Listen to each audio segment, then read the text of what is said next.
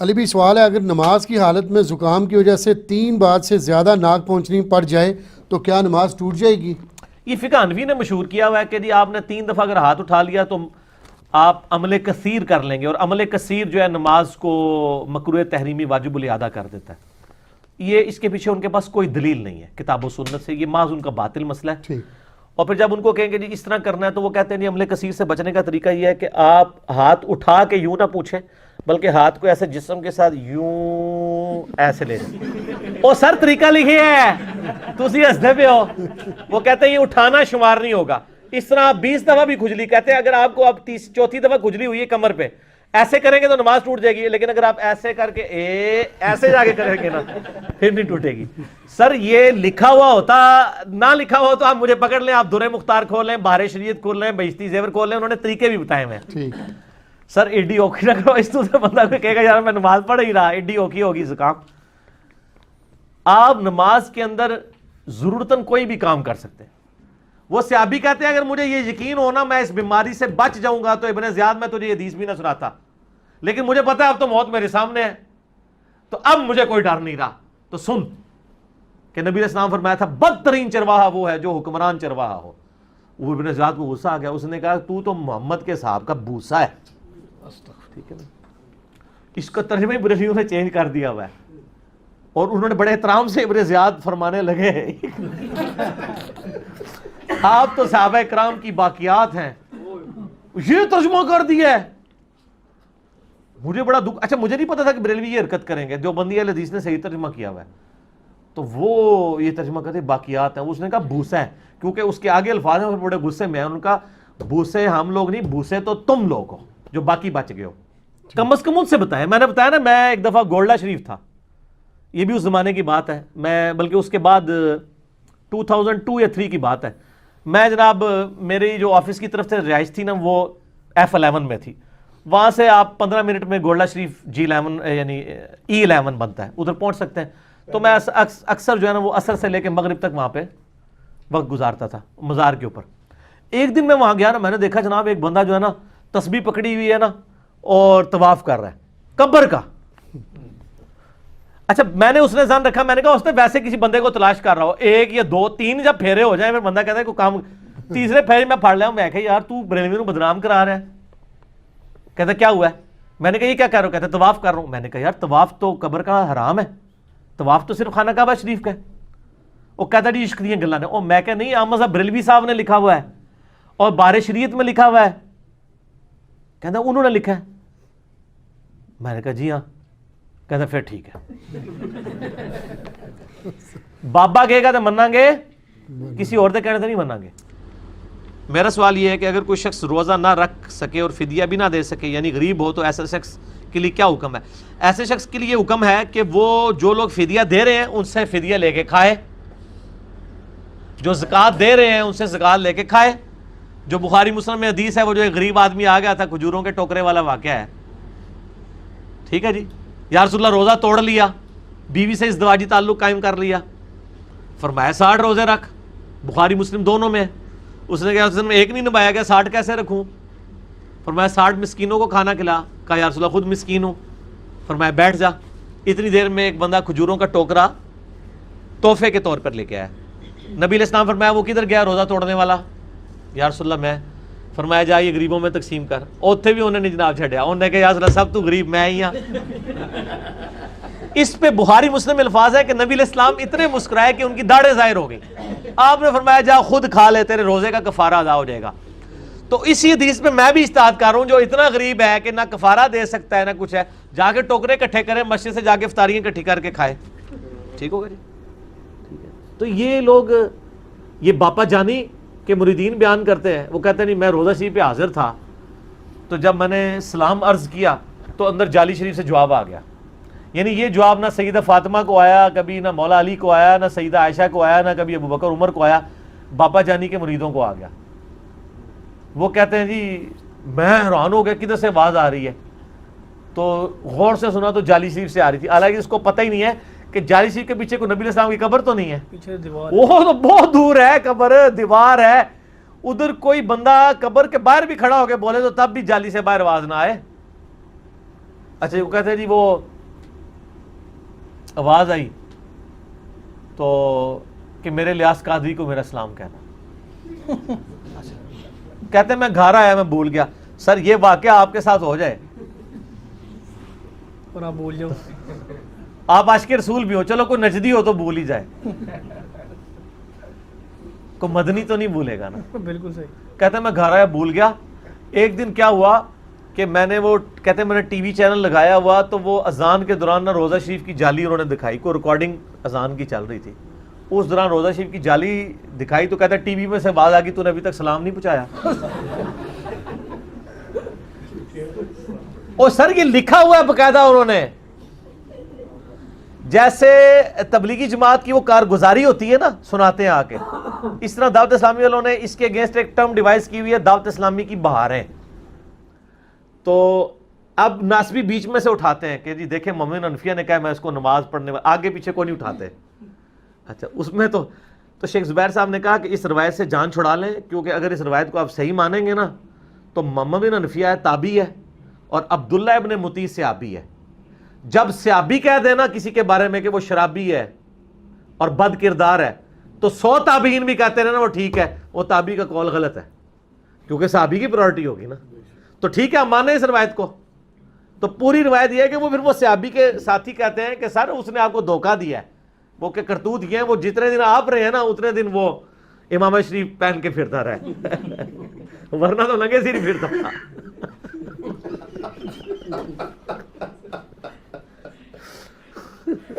آپ کو دیکھ کے اس نے امامہ شریف باندھ کے نمازیں پڑھی ہے, ورنہ لگے سر پڑھتا تھا پہلے. یعنی میں آج کے دور کے اعتبار سے بات کر رہا ہوں, ٹھیک ہو گیا. خصوصاً ایسی مسجدوں میں یعنی جہاں پہ آپ دوسرے مکتبہ فکر کی ہیں اور آپ کے اگر ارد گرد آ کے ایسے بندے کھڑے ہو گئے ہیں تو آپ کے ساتھ کوئی بھی ایکٹیویٹی پرفارم کر سکتے ہیں. ٹھیک ہے. وہ ہمارے وہ شہزاد بھائی نے ایک لطیفہ سنایا تھا, کدھر تھا سی, کراچی تھا سی, وہ آلریڈی شیعہ کی مسجد, ایک شیعہ بھائی جو ہیں وہ دیوبندیوں کی مسجد میں نماز پڑھنے کے لیے چلے گئے. تو مسجد تھی وہ سٹانچ قسم کے دیوبندیوں کی نا.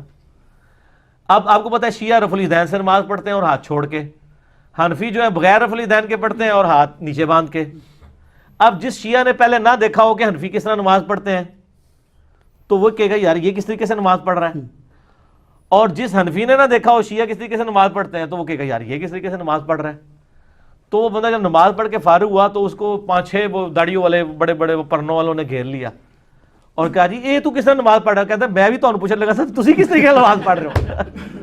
کہتا میں بھی آپ سے یہی سوال کرنے لگا تھا کہ تسی کہڑے طریقے سے نماز پڑھی ہے. ٹھیک ہے. تو جس طرح آپ سوچ رہے ہیں کسی کے بارے میں تو سر آپ کے بارے میں بھی لوگ یہی کچھ سوچ رہے ہیں.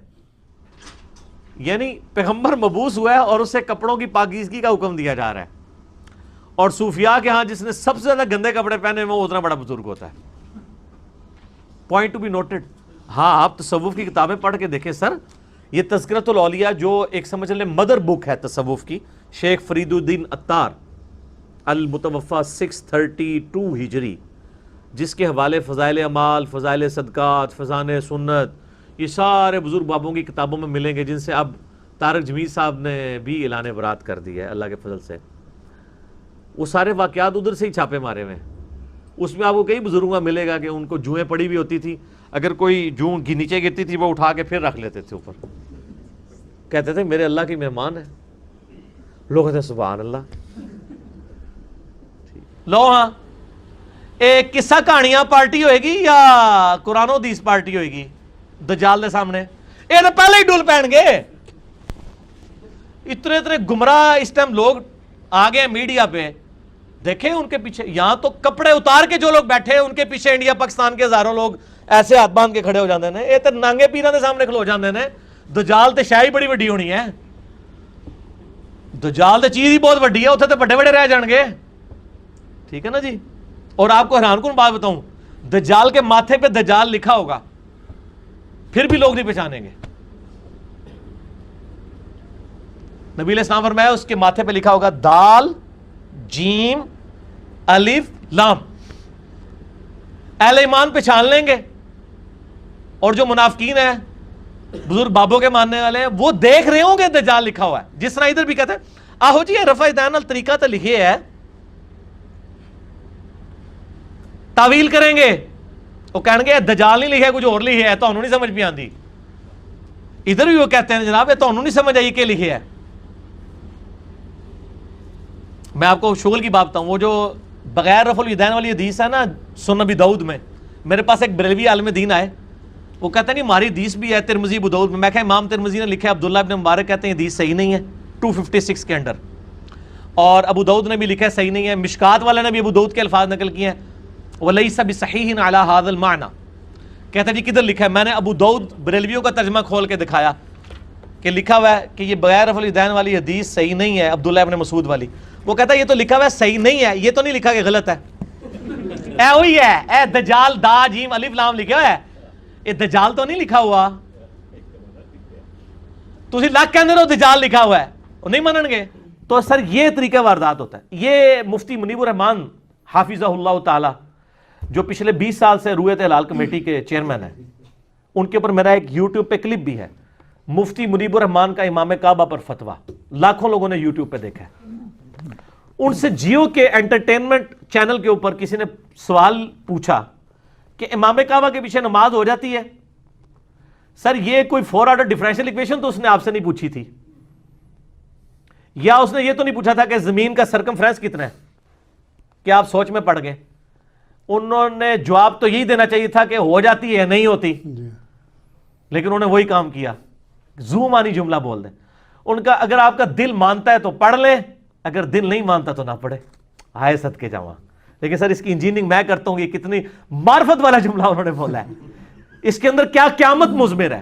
اس کا جواب یہ ہونا چاہیے تھا کہ ہو جاتی ہے نماز. اس کا جواب تو یہ ہونا چاہیے تھا یار خانہ کعبہ شریف کا امام ہے پڑھ لو, یا یہ کہہ دو کہ وہ نجدی گستاخ ہے اس کے پیچھے نہیں ہوتی. لیکن جواب ایسے دیا دونوں پارٹیاں خوش. کس طرح؟ جب میں جا کے پوچھوں گا مفتی صاحب آپ کو تو کہنا چاہیے تھا امام کعبہ کے پیچھے نماز ہو جاتی ہے, آپ نے یہ کہا اگر دل مانتا ہے, تو وہ کہیں گے دیکھیں انجینئر صاحب کس کا دل چاہے گا کہ امام کعبہ کے پیچھے نماز نہ پڑھے, اللہ نے اس کو وہاں پر امام رکھا ہے, کوئی بدبخت ہی ہوگا کہ وہ نماز نہ پڑھے. تو میں نے یہی کہا ہے, آپ کو سمجھ نہیں آئی. اور اگر کوئی بریلوی چلا گیا اور اس نے پوچھ لیا کہ سر آپ نے اس گستاخ نجدی کے پیچھے نماز کو صحیح کہا ہے, ان نجدیوں کے پیچھے, تو کہ بیٹا میں نے یہ تو نہیں کہا, میں نے تو کہا اگر دل مانے. کس کا دل مانے گا ان گستاخوں کے پیچھے نماز پڑھے؟ جس کے دل میں اتنا سا بھی ایمان موجود ہے وہ کبھی گستاخ کے پیچھے نماز نہیں پڑھے گا. یہ سر یہ طریقہ واردات ہوتا ہے. لیکن ان معرفت کے جملوں کو وہی بندہ پکڑ سکتا ہے جس نے زندگی میں ایک دفعہ جھوم کے کہا ہو نہ میں وابی نہ میں بابی, میں ہوں مسلم علمی کتاب, نہ میں بابوں کا دفاع کرتا ہوں, نہ میں وابی ہوں نہ بابی ہوں. ٹھیک ہو, یہ تو اس کے ایمان کا مسئلہ ہے. آپ کو اگر کوئی گورا, ٹھیک ہے نا جی, چھیڑتے ہوئے کہ ہاں قرآن لکھے ہے سود حرام ہے, تو جی سارے مسلمان سود کھاندے ہو, تو آپ آگے سے اسے سر پھاڑ دیں گے, آپ کا سر شرمندگی سے جھک جائے گا, یار کیا تو صحیح رہا ہے. کبھی آپ کہیں گے مجھے چھیڑ رہا ہے, یہ اس صورت میں کہیں گے جب آپ بےایمانی پہ اترے ہوئے ہوں گے, جب آپ اس آیت کو ماننا نہیں چاہ رہے ہوں گے, جب آیت کے سامنے آپ سر تسلیم خام ہوں گے, آپ کہیں گے یار بات تو ٹھیک ہے, بات تو ٹھیک ہے, لیکن بات ہے رسوائی کی. جب ان کی ہوتی ہے نا رسوائی, تو کہنا انداز بڑا سخت ہے جی, یہ بہت سخت ہے جی, انداز سخت ہے. اللہ سے بولو تجھے خود بخاری پڑھ کے اپنی اصلاح کر لو. میں نے تو بتایا یہ حدیث میں لکھا ہے. یہ اسی طریقے سے ہے کہ ایک بندہ آپ کو کہے کہ سر سورہ بقرہ کی آیت نمبر 279 میں لکھا ہے, آپ کو پتہ ہے 279 میں لکھا ہے جو سود کھائے اللہ رسول کی اس کے جنگ ہے. تو آپ کہیں گے تھوڑی سی آواز تیری اونچی ہو گئی ہے تو تو بدتمیزی سے بولا نا, میں نہیں اس آیت کو مانتا. یہ کہیں گے آپ, کیوں؟ آپ اس کو تو کہہ سکتے ہیں میں تیرے انداز کو نہیں مانتا, بات کو آپ پھینک سکتے ہیں, بات سچائی کی. ٹھیک ہے, یہ آپ کی چھیڑ ہم آپ کو چھیڑ رہے ہوتے ہیں. آپ بھی کہتے ہیں نا ہوں پتہ لگا بچو جی کہ اسی کیوں نہیں نماز پڑھ دے, وہ نجدی ہیں, گستاخ رسول ہیں امام کعبہ, اس لیے نماز نہیں پڑھتے. ہم کہتے ہیں یہ عاشت بھائی اس میں انہوں نے چشتی رسول اللہ لکھا ہے تو ان کے پیچھے نماز ہو جاتی ہے, کہتے ہیں میں چھیڑتا ہے. دیکھا, وہ یہ چھیڑ تو سیکھی آپ سے تھی. ہاں اگر میں آپ کو ایسی بات کے اوپر چھیڑوں کہ جو بات آپ کی نہیں ہے, پھر آپ مجھ سے گلا شکوہ کریں. ہم آپ کے اصول اور مبادی پہ آپ ہی کو غلط کہتے ہیں, پہلوان کو آپ اس کے زور پہ ہی گراتے ہیں. جو بندی کہتے ہیں بریلویوں سے ہمارا اختلاف ہے, یہ قبر پرست ہے. میں نے ایک پمفلٹ لکھا کہ آپ کے سارے بزرگ بڑے بڑے قاسم نوتوی, عشری تھانوی, وہ سارے قبروں سے مانگتے تھے, کہتے ہیں ہمیں چھیڑتا ہے. تو آپ بریلویوں کو چھیڑتے رہے ہیں کہ قبروں سے مانگنا شرک ہے. وہی شرک جب ہم نے آپ کی کتابیں دکھایا کہتے ہیں ہمیں چھیڑتا ہے. Point to be noted. بالکل صحیح. ٹھیک ہے, وہ اس لیے وہ کہتے ہیں نہیں انہی کو ہماروں نے کیا تو پردہ ڈالو. سمجھ آئی؟ مطلب یہ ہے کہ ہمارا ابا شراب پیے تو اس کو شرابی نہیں کہنا, ہاں تیرا ابا پیے تو ہم نے چوک میں کھڑے ہو کے اعلان کرنا ہے کہ وہ شرابی ہے. ٹھیک ہے, یہ وہ بات ہے. تو میں بالکل نہیں چھیڑتا. اگر آپ چھیڑ رہے ہیں تو آپ رجوع اللہ لائیں. یہ اصل میں آپ قرآن و سنت سے چھیڑ رہے ہیں. میں بالکل نہیں چھیڑتا. آپ مجھے لا کے قرآن و حدیث پیش کریں. میں چھیڑا ہوتا نا سر تو میں جس فرقے میں پیدا ہوا تھا اسی میں مار گیا ہوتا کہ یار مجھے کیوں بتایا. میں تو آئے دن جو سچ بات پتہ چلتی ہے نہ صرف خود قبول کرتا ہوں بلکہ آپ کو بھی بتاتا ہوں کہ یار اس میں یہ مسئلہ ایسا تھا, ایسے ہے, اب آپ دیکھ لیں. آپ پاس کو نئی بات ہے لے آئیں. بے شک تسی چنگے لا کے بھی نا ایسے منہ بنا کے بھی کون انجینئر تو وہ فلانے لیکچر کیا سی نا دیکھ قرآن ہی چاہے نکلے تیرے خلاف ہوں دس تو میں کہوں گا سر وہ غلط سی میں مننا. ٹھیک ہے, میں تو اپنا رجوع ریکارڈ کرا دوں گا. کئی معاملات میں رجوع ریکارڈ کرایا, اب بھی کروں گا. تو یہ چھیڑتے ہی ہیں. آپ کو تو جواب نہیں دیں گے, ہم آپ کے بڑے بزرگوں کو جواب دیتے ہیں. ابن تیمیہ کو جواب دیں گے, ابن باز کو جواب دیں گے, اس طریقے سے بڑے بزرگوں کا. آپ کو کیوں دیں؟ تو اس میں وہ کتنی ہوشیاری اس نے کی ہے. اس کلپ میں آپ لوگوں نے غور کیا کہ اس نے کس طریقے سے زہر انجیکٹ کیا ہے. وہ کرتے کرتے نا کہتا ہے کہ یہ جو حدیث ہے نا کہ علی سے محبت نہیں رکھے گا مگر مومن, علی سے بغض نہیں رکھے گا مگر منافق, تو ابھی میں اس حدیث کی صحت میں نہیں پڑھوں گا. اور یہ بات کہہ کے آگے چلا گیا. کیا مطلب؟ اپنی پبلک کو یہ میسج دے دیا کہ یہ جعلی روایت ہے. کیونکہ جب آپ میں اس کی صحت میں نہیں پڑھتا, مراد یہ کہ میں اسے صحیح نہیں مانتا, صحیح مانوں تھا. اچھا, اور آپ لوگوں کو کیا میسج دے دیا کہ اگر ہمیں اس کی دونس لگاؤ گے تو ہم نہیں روایت کو مانتے. ٹھیک ہے, اچھا اب اگر ایک ٹکٹ میں کتنے مزے کر رہے ہیں, کل کو کوئی اعتراض کرے گا نا کہ یہ سر آپ نے یہ کیا کہہ دیا میں اس کی صحت میں نہیں پڑھتا, تو آپ اس حدیث کو صحیح نہیں مانتے. وہ کہے گا میں نے یہ کہا ہے کہ میں صحیح نہیں مانتا. دیکھا علماء ماموں کیسے بناتے ہیں. میرا ایک کلپ ہے اس میں نے اس طرح کی کئی مثالیں دیوبندی بریلویوں کی بتائی ہے. اہل حدیث بھی ماموں بناتے ہیں. یہ تو ماموں والے ہیں نا, تو ماموں کیوں نہ بنائیں. ہاں ظاہر ہے, تو ماموں کرتے ہیں. تو یہ ماموں والوں نے بھی نا میں اس کی صحت میں نہیں پڑھتا. کیا مطلب؟ اب کوئی آگے پوچھے گا سر آپ نے ضعیف کہہ دیا, ہوگا میں نے ضعیف تو کوئی نہیں کہا. اور اگر کوئی آگے کہے گا یار یہ حدیث واقعی صحیح ہے, مسلم شریف کی 240 علی سے محبت نہیں رکھے گا مگر مومن, علی سے بغض نہیں رکھے گا مگر منافق, تو اس کو کہیں گے نہیں یہ صحیح نہیں ہے یار, یہ حدیث یہ گھڑی ہوئی حدیث ہے. اچھا جی, روحانی آپریشن کا اسلام میں کیا کانسیپٹ ہے؟ یہ اسلام میں کانسیپٹ انجینئر صاحب سے پہلے ہوتا تھا, اب ختم ہو گیا. ہاں یہ روحانی بائی پاس کرتے تھے, کہتے تھے جی وہ فلانا بندہ کتنے 4 لاکھ روپیہ جناب لگایا جائے جا کے شفا انٹرنیشنل میں یا جناب آغا خان میں جا کے اتنا مہنگا علاج کروائیں. وہ فلاں بزرگ روحانی آپریشن کرتے ہیں, بائی پاس کر دیتے ہیں, لیکن ہوں نہیں کرتے. آج کل ریٹائر ہو گئی, ریٹائرمنٹ لے لی انہوں نے. وہ وجہ میں ہی ہاں, ہر مسئلے کے پیچھے ایک ہی مسئلہ ہے, اس لیے کہ میں نے ان کو کہا کہ بائی پاس تو بہت بڑا آپریشن ہے. ایک چھوٹا سا آپریشن ہے ختنے کا. ہم ایک نومولود بچہ لے آتے ہیں, آپ اس کے ختنے کرتے ہیں روحانی طور پہ بغیر بلیڈ مارے.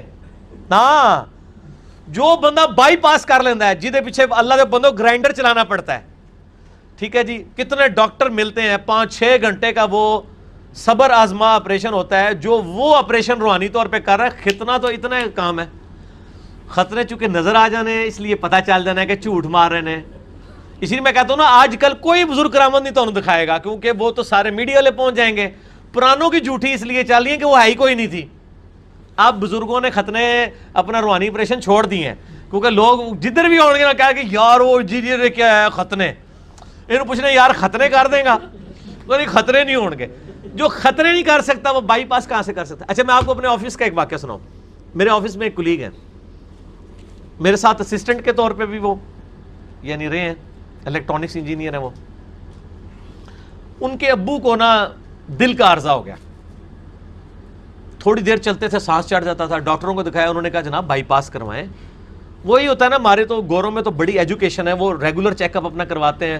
یہاں لوگ کہتے ہیں یار جوانی جی ہارٹ فیل ہو گیا, وہ اس واسطے ہوتا ہے گورا تو نہیں جوانی جی ہارٹ فیل ہوتا, وہ ریگولر چیک اپ کرواتے ہیں, وہ اپنی چیزوں کو دیکھتے ہیں, کولیسٹرول تو نہیں بڑھ رہا. اتنے کہہ رہے یار خیر ہے کچھ نہیں ہوتا, ایک دن ہی پکانے جو باہر نکل جاتی ہے. یہ اللہ تعالیٰ نے سکھائی ہیں چیزیں. دیکھیں ताउन का मर्ज जो है वो मेडिकल साइंस ने दुनिया से खत्म किया है ना, अल्लाह ने ये एक्वायर्ड नॉलेज लोगों को दिया है ना। आज पोलियो खत्म हुआ है तो इस एक्वायर्ड नॉलेज की वजह से है ना। अच्छा, वो दोस्त के अब्बू को जनाब हो गई, उन्होंने कहा जी ये तो बिल्कुल करीब है, आप बाईपास फौरन करवाएं। उसने जनाब डॉक्टर से टाइम ले लिया, 2-3 डॉक्टरों से एक्सपर्ट ओपिनियन लिया, सब ने कहा जी बाईपास होगा, ओपन हार्ट सर्जरी होगी। और जनाब वो शाम के वक्त कोई दोस्त मिला, उन्होंने कहा अल्लाह तो बंदो केड़े चक्कर पै रहे हो, उन्हें जनाब यूट्यूब दे होते अब्बा जान ना वीडियो दिखाती। अब यूट्यूब पे जो बाईपास की वीडियो देख ले उसमें तो ग्राइंडर चलता है, ये पसलियां तोड़ी जाती हैं, और किने ऑपरेशन कराना है वीडियो देख के, वो यार है कुछ होना है मेरे नाल। उन्होंने कहा भाई मैं नहीं ये कराना ऑपरेशन, डर गए। अच्छा, उसने कहा जी वो फलानी जगह एक बाबा जी ने रूहानी ऑपरेशन कर देने। वो मेरे पास ऑफिस में आया, कहता है यार मैं अब्बा को किस तरह समझाऊं कि यार ये रूहानी ऑपरेशन किस तरह इस तरह बाईपास हो सकता है, किधर एक्सपायर हो जाएगा, मेरे मत्थे लग जाएगा मेरा अब्बा अपना। तो ये तो कह रहे हैं इन्होंने तो बुकिंग करा ली है, और वो बावलपुर वाली साइड पे 12-14 घंटे की वो गाड़ी पे उन्होंने बुकिंग कराई, जाना आना। और वो मुझे कह रहा था मुझे एक दिन की छुट्टी आप दे दें, तो मैंने जाना है अब्बू के साथ। मैंने कहा यार उस बाबे को कहीं कि तू खतने कर सकना, खतने करके बता दे। कहता मुझे तो पता है ये सब फ्रॉड है। अच्छा जी, वैसे वो अब्बा भी बड़ा सियाना सी, बड़ा समझदार थे उसके अब्बू। वो उधर गए, उन्होंने कहा कि मैं जड़ा ना पैसे देंगा तेनों ऑपरेशन दे, लेकिन पहले मैं चेक करना है कि वाकई बाईपास हो गया कि नहीं। उन्होंने कहा ये केड़ा सियाना आ गया चेक करने वाला। उन्होंने कहा मसला ये है कि पहले मैं 10 मिनट की वॉक करता हूँ ना, मुझे सांस चढ़ जाता है, क्योंकि मेरे वो वाल्व बंद हुए में, ये है इंडिकेटर। तू मेरा ऑपरेशन कर, तो उसमें मैं 10 मिनट की वॉक करांगा, जिस साह ना चढ़िया तो मेरा ऑपरेशन हो गया। ए घोड़ा तो है मैदान, गल तो सही है ना। तो क्या ख्याल है साह नहीं सी चढ़ना? 5 मिनट बाद ही साह चढ़ गया जनाब। तो उनके साथ मुंह मारी करके वो वापस आए, फिर उन्होंने ऑपरेशन करा लिया। अब अल्हम्दुलिल्लाह वो खैरियत से हैं, शुक्र है भाई। उन्होंने पूरी कोशिश की थी, तो उन्होंने कहा मैं आप चेक करांगा, डॉक्टर को नहीं चेक कराना। मैं तो सांस चढ़ता है 10 मिनट बाद, 10 मिनट बाद उसको सांस चढ़ जाता था वाल का। उसने कहा हूं ना चढ़ा था, मतलब मैं ठीक हो गया, ठीक हो गया नहीं। तो ये खतने किया करे रूहानी ऑपरेशन। अच्छा जी, हूं नहीं होएगा इंशाल्लाह। जैसे वो आप इंग्लैंड में है अब्दुल रहीम ग्रीन, ठीक है, ग्रीन ना लगे हुए तो वो अब्दुल रहमान, तो अब वो पता ही नहीं चलेगा केड़ा अब्दुल रहीम है। अब्दुल रहीम तो बेशुमार ने, अब्दुल रहीम ग्रीन से पता चल गया कि अच्छा यार ये अब्दुल रहीम ग्रीन लग रहा है कोई क्रिश्चियन से मुसलमान हुआ है। और वो बंदा तो खैर क्रिश्चियन भी रहा है, वो बुद्ध मत के साथ भी रहा है, 3-4 साल बुद्धिस्ट रहा है। एंड पे अल्लाह ने उसको हिदायत दी, अल्हम्दुलिल्लाह। बड़ी स्पीकिंग पावर है उनकी। और कहते हैं जब मैं मुसलमान हुआ मुझे बताया गया पाकिस्तान जो है इस्लाम का किला है। कहते हैं पाकिस्तान आया तो मुझे पता चला पाकिस्तान तो शिर्क का किला है। एक गैर मुस्लिम जब कुरान पढ़ के मुसलमान हो रहा है उसको शिर्क नजर आ रहा है। और मुसलमान, मैं जो जुमला बोला था ना कि मुसलमान का मुसलमान होना बड़ा मुश्किल है, हिंदू का मुसलमान होना आसान है। क्यों? वो हिंदू को फिर भी समझ आ जाएगी कि ये सामने पत्थर है। मुसलमान को पूरी जिंदगी बताते रहे कि जो सामने कब्र में है ये चला गया, ये कुछ नहीं करेगा। वो कहता नहीं अंदर जाके ताकत बच जानिया ने, और सीरियस नहीं लेते थे दीन को। अभी भी आप देख लें कि कितने लोग हैं जिन्होंने दीन के बारे में बोलना शुरू कर दिया और उनको दीन के बारे में इल्म कोई नहीं है, और कितने कितने बड़े मसलों में उन्होंने टांग अड़ाई हुई है। जिसकी नुमाइंदा मिसाल जो हमारी ये प्रेजेंट गवर्नमेंट का तोहफा है, जिनको एक वजारत तो उनसे ली गई और अब एक दूसरी जगह उनको लगाया गया। वहाँ भी जिस दिन से वो आए हुए हैं तो पूरे मुल्क के अंदर उन्होंने फितना खड़ा किया हुआ है रुयत हलाल के हवाले से। यानी उनको बिल्कुल दीन की बेसिक्स भी नहीं पता।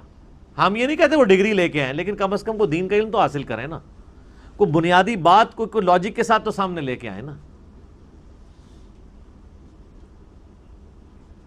और दूसरी तरफ ये इन लोगों की तरफ से कभी ये अनाउंसमेंट हो रही होती है जी मदरसे हम जनाब गवर्नमेंट के अंडर ले रहे हैं।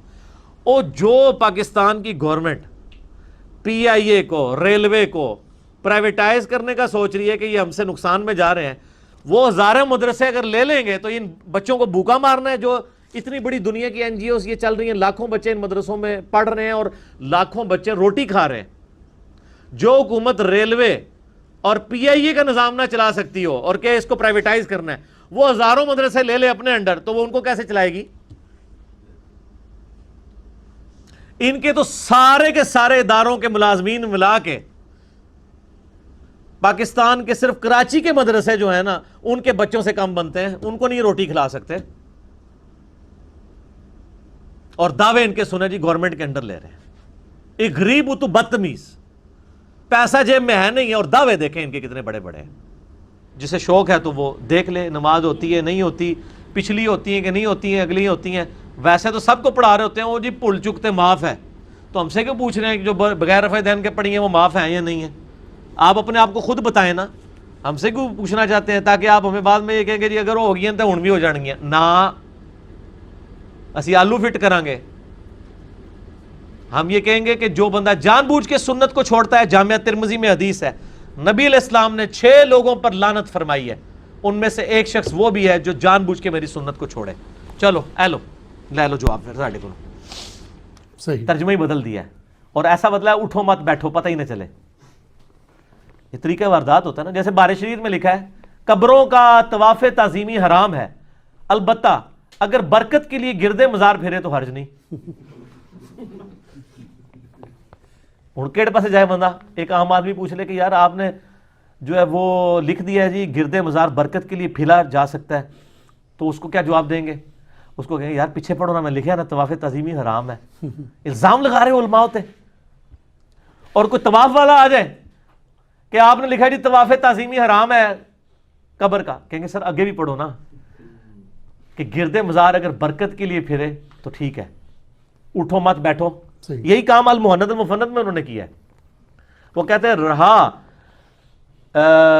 بزرگان دین کی قبروں اور سینوں سے فیض حاصل کرنا. اب سینے سے پتہ نہیں ٹیکا لگا کے فیض نکالتے ہیں، ٹھیک ہے، کیونکہ اگر ان کی تعلیمات سے حاصل کرنا ہے وہ تو زبان سے بولیں گے تو حاصل ہوگا نا، سینے سے کیسے کوئی چیز نکالی جاتی ہے؟ ٹھیک ہے، میں اس پہ لفظ نہیں بولنا چاہتا، مطلب وہ کوئی انہوں نے دودھ تو نہیں پلانا، ٹھیک ہے. سینے سے فیض کیسے حاصل کریں گے؟ سینے سے مراد یہ ہے کہ وہ جب جفی ڈالیں گے اور سارا علم ٹرانسفر کر دیں گے، وہ یہ کہنا چاہ رہے ہوتے ہیں. تو لکھا ہے کہ رہا قبروں اور سینوں سے فیض، تو ہم اس کو جائز سمجھتے ہیں مگر خواص کے طریقے سے، اس طریقے سے نہیں جس طرح عام بندے کرتے ہیں. کتنی بڑی انجینئرنگ کرنے کی کوشش کی ہے، لیکن سر تسی انجینئر تو ہے نہیں ہو، تسی انجینئرنگ کر ہی نہیں سکتے. تو اڈے نال انجینئرنگ ہوئے گی انشاءاللہ تعالی 22 نمبر مرتبان دے ذریعے. احمد دیوا تو شراب بھی سنا دینا ہے 22 نمبر مرتبان والا. اچھا تو یہ کس طرح کہ جب کوئی شخص جائے گا اور کہے گا جی آپ نے کیا لکھ دیا قبروں سے فیض، یہ تو بریلویوں والا کام ہے، وہ کہیں گے سر آپ دیکھیں ہم نے لکھا ہے کہ عام طریقے سے جو ہو رہا ہے نا وہ غلط، ہم بھی اس کو کہتے ہیں. یہ خاص طریقے سے. خاص طریقہ کیڑا ہے وہ میں پھر دسیا ہے. میں نے ریسرچ پیپر نمبر 6 لکھا ہے کہ اشرف تھانوی صاحب کے ایک پیر بھائی تھے، وہ ان کی قبر کے اوپر اشرف تھانوی صاحب کہتے ہیں جا کے کہتے تھے اور قبر سے ان کو روزانہ ایک روٹی مل جایا کرتی تھی. میں نے سارے واقعات پھر لکھے ہیں. یہ نہیں بتاتے تھے، ہم نے کہا آپ کے خواص کے طریقے کے آپ کو خواص بتا دیتے ہیں. ریسرچ پیپر نمبر 6 پڑھ لیں کہ آپ کے بزرگ بھی اسی طریقے سے فیض حاصل کرتے تھے جس طرح عوام کرتی ہے. اچھا تو اس میں وہ ایک یہ بھی لکھا ہے کہ قاسم نوتوی صاحب جب کسی قبر پہ جاتے اور کوئی نہ دیکھ رہا تھا تو کہتے ہیں کہ اس بزرگوں کو قبر والے کو مخاطب کر کہتے ہیں حضور ہمارے لیے دعا کریں. سر یہ جو آپ کہہ رہے تھے نا اس وقت ایک بندے نے دیکھ لیا تھا، اس نے کتاب میں بھی لکھ دیا ہے. آپ کی ایک اس نے خفیہ ویڈیو بنا لی تھی. یہ پھر اس نے ہی لکھا ہے نا جس نے دیکھا ہے کہ جب کوئی نہ دیکھ رہا ہوتا انہیں کہا میرا بندہ دیکھ رہا ہے اور ان کو پتا نہیں لکھ دینا ہے بھائی ساڑھے گاٹے فٹ ہو جانا ہے، انجینئرنگ ہو جانی ہے. سر یہ ریسرچ پیپر نمبر 6 ہے، قبروں سے فیض کے عقیدے کا تحقیقی جائزہ، ahlsunnatpak.com سے ڈاؤن لوڈ کر کے پڑھیں. تو جب کوئی کہہ دے کہ جناب یہ آپ نے کیا لکھ دیا، وہ کہیں گے جی ہم نے تو لکھا نا خواص کے طریقے سے، یہ تو بریلوی تو مشرک ہیں، یہ جو کرتے ہیں غلط ہے، ہم نہیں اس کو مانتے. میں نے انہیں بتایا کہ انہوں نے لکھا ہے کہ قاسم نوتوی صاحب نے 6 سال کے بعد مرنے کے قبر سے نکل کے دیوبند مدرسے میں آ کے 2 مولویوں کی صلح کرا کے دوبارہ قبر میں چلے گئے. جی یہ خواص کا طریقہ ہے سر، یہ عام آدمی تو سوچ بھی نہیں سکتا. یہ خواص کا طریقہ بھی انہوں نے لکھا ہے. عام او خواص کا طریقہ عوام سے بھی زیادہ بدتر ہے. ٹھیک ہو گیا. تو اب اس زمانے کے اندر بعض اوقات یہ مشکل ہو جاتا ہے میرے جیسے لوگوں کے لیے، تو حالات و واقعات اتنے سازگار نہیں ہے کہ میں فجر کی نماز پڑھ کے مسجد میں بیٹھا رہوں. اکثر علماء کو خطرہ ہو جاتا ہے پتہ نہیں مسجد پہ کوئی قبضے کا پروگرام تو نہیں بن گیا، تو ہم پھر گھر ہی آ جاتے ہیں اور 3 دفعہ پڑھ لیتے ہیں سبحان اللہ وبحمدہ عدد خلقہ ورضا نفسہ وزنۃ عرشہ ومداد کلماتہ، تو اس سے زیادہ ثواب مل بھی جاتا ہے. ہمارے جیسے جو سہل پسند لوگ ہیں ان کے لیے بھی تو ثانی موجود ہے نا. تو جو ان کی مساجد ہوتی ہیں نا وہاں پہ انہوں نے مساجد ہی لکھا ہوتا ہے. اور مزے کی آپ کو بتاؤں بات، میں نے کئی شیعہ کی مساجد کے باہر آیت لکھی ہے وَأَنَّ الْمَسَاجِدَ لِلَّهِ فَلَا تَدْعُوا مَعَ اللَّهِ أَحَدًا، مسجد خاص اللہ کے لیے، اللہ کے ساتھ کسی کو نہ پکارو. ٹھیک ہے، اس لیے میرا جب انہوں نے کسی اور کو پکارنا ہوتا ہے امام بارگاہ میں آ جاتے ہیں وہ ساتھ ہی بنائیے نا. یہ سارے وہ جو تابوت اور جھنڈے اور یہ ساری بدعات انہوں نے وہ امام بارگاہوں کے اندر رکھی ہوئی ہوتی ہیں. اچھا یہ دیکھ لیں, ان کو پتا ہے کہ مسجد میں یہ کام نہیں ڈالنا. مسجد کا ایک روب بھی ہے سر. میں نے آپ کو بتایا ہمارے فیصل آباد سے ایک بھائی آئے تو وہ چینج کیسے ہوئے, اب تو ماشاءاللہ وہ دائی بنے ہوئے ہیں, صحیح چلتی پھرتی 302 ہیں وہ شیطان کے لیے. تو وہ کہتے ہیں کہ جی میں ایک پیر صاحب کے ساتھ اٹیچ تھا, تو ہم ہر سال پیر صاحب کے یعنی وہ پروگرام کراتے تھے قوالی کا. تو اور وہ قوالی کا پروگرام مسجد کے باہر کوئی بار گراؤنڈ تھا ایک, اس میں کرواتے تھے. کہتے ہیں ایک دفعہ ایسا ہوا کہ ہم نے ٹینٹ وغیرہ لگائے ہوئے اور دیگیں بھی ساری تیار کی ہوئی, اچانک اتنی تیز بارش آئی اور آندھی کہ وہ ٹینٹ اکھڑ گئے اور سارے کے سارا وہاں پہ کیچڑ اکٹھا ہو گیا.